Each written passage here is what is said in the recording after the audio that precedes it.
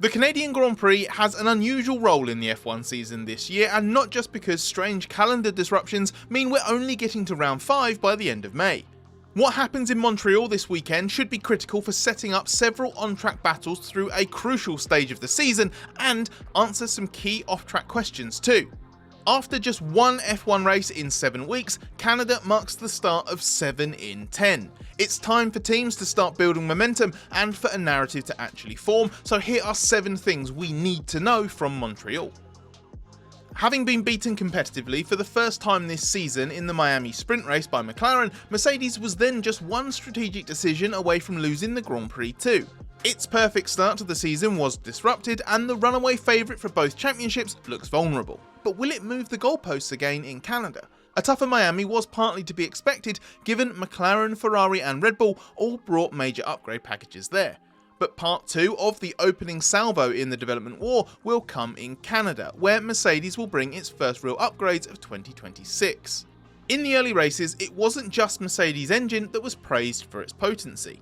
McLaren was adamant it had a chassis and aerodynamic deficit to the works car, and even when rivals had everything optimised in Miami, Mercedes seemed to still have a tiny advantage. So could its first upgrade package put Mercedes challengers back at arm's length again? The impact on the pecking order will be one of the key lessons from Canada, especially because McLaren will also complete its upgrade package in Montreal, having not had absolutely everything ready for Miami. There are several other parts coming for McLaren, including a new front wing, which is significant not just as a standalone downforce producer, but as the component that sets up airflow downstream for the rest of the car. The ultimate potential of the top 2 packages will determine not just Canada, but the next run of races, given that major upgrades won't be arriving every single weekend. Canada will provide a second and significantly more challenging test of the rule changes F1 implemented in Miami. These were intended to make qualifying more normal by reducing the extremities around energy management, restricting how much energy can be charged in certain scenarios and how much can be deployed at specific points of the lap. Miami was a more conventional weekend. Qualifying featured far less of the most jarring elements of F1 2026, like the unconventional charging demands, the speed ramp downs at the end of the straights, and drivers were broadly of the opinion it was a step in the right direction. But that verdict came with an asterisk. Miami was always likely to be kinder to these energy demands anyway, given the circuit offers numerous charging opportunities and only a handful of places where maximum deployment was truly critical. Canada is a very different proposition. Overall, Montreal is expected to be one of the tougher circuits for battery charging.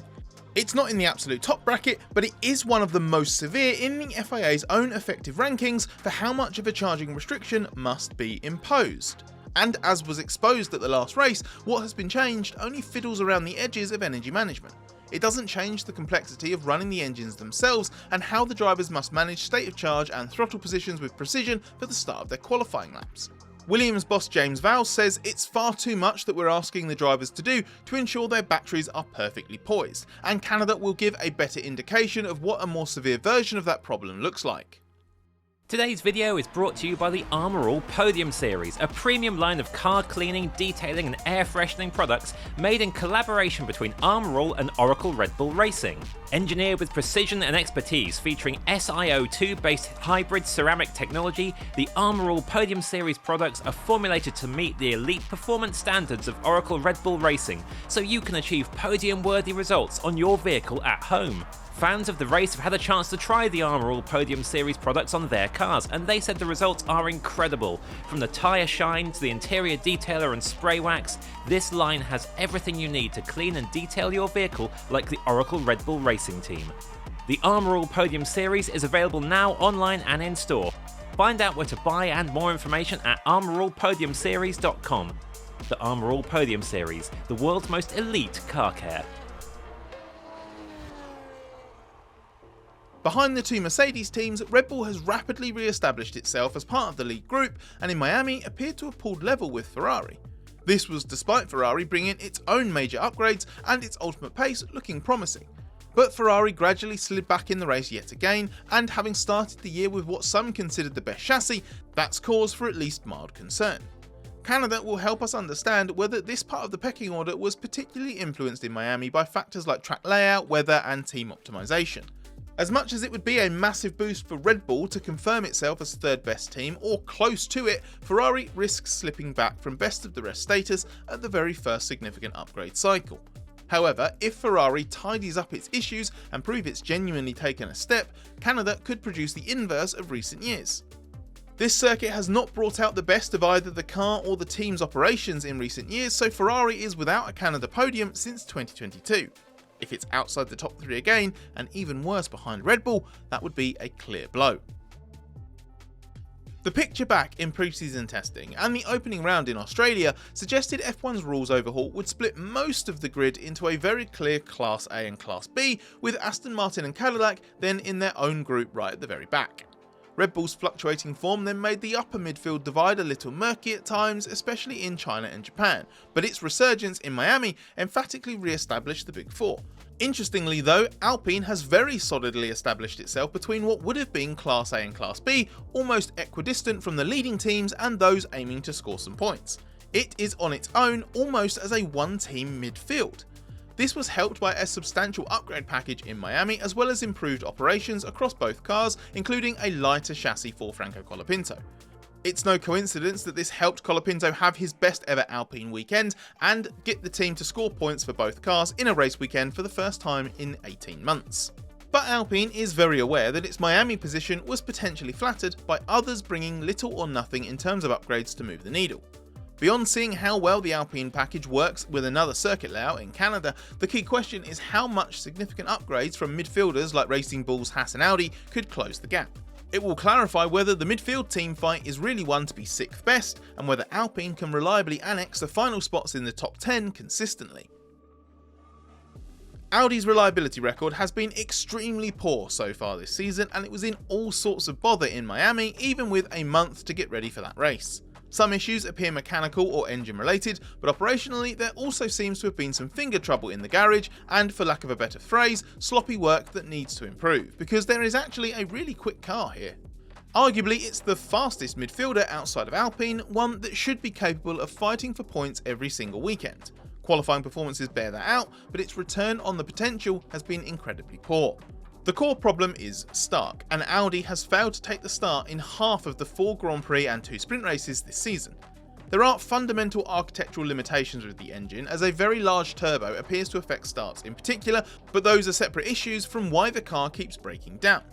If Audi cannot produce a cleaner weekend in Canada, serious questions must be asked about whether it can get on top of these problems in season. Nothing significant is expected from Aston Martin in terms of performance in Canada, either from the car or the engine. The car is not being properly upgraded because the underlying work required is too substantial, so the plan is to wait and deploy a more major overhaul later in the season. There may be some further weight removed, but that is the sort of change that will not be visible and may not be formally declared in FIA upgrade documentation. What did emerge in Miami was a new priority weakness, the gearbox. Downshift synchronization has been problematic since pre-season testing, though it hadn't been a priority to address given the engine vibration issues, broader reliability problems, and the car sometimes simply not working. The downshifts appear messy and seem to cause significant rear locking. As Fernando Alonso pointed out, heavy braking and aggressive downshifting are critical through the lap in Canada. Honda has earmarked enhancing the drivability as an important target in Montreal, but the gearbox is an Aston Martin product. So we can safely assume that something about the engine plus the gearbox equals bad downshifts, instability, and a lack of driver confidence. Canada will reveal whether this is another major technical challenge to overcome this season, or something that Aston Martin and Honda have at least been able to mitigate sooner than expected. There is also an urgent off-track discussion ongoing to finalise what major changes, if any, will be made to the engines in 2027. Moving away from the 50-50 split between internal combustion and electric power has been broadly agreed in principle, but the details remain unresolved and a consensus still needs to be reached. A significant factor in what's being discussed is increasing fuel flow to enhance the internal combustion engine's power output, along with reducing MGU-K output in qualifying. That has direct implications for fuel tank size, making it a decision that must be made as soon as possible. Several teams and manufacturers told us in Miami 3 weeks ago that this needed to be done imminently, and this Canada weekend is potentially a tipping point for whether teams will get the information they need in the time available. So while all of the on-track action will be defined by the current engine rules and the changes made to try to mitigate their shortcomings, there is a major off-track battle running in parallel that could take a significant step forward in the next few days and have big implications for F1's immediate engine future.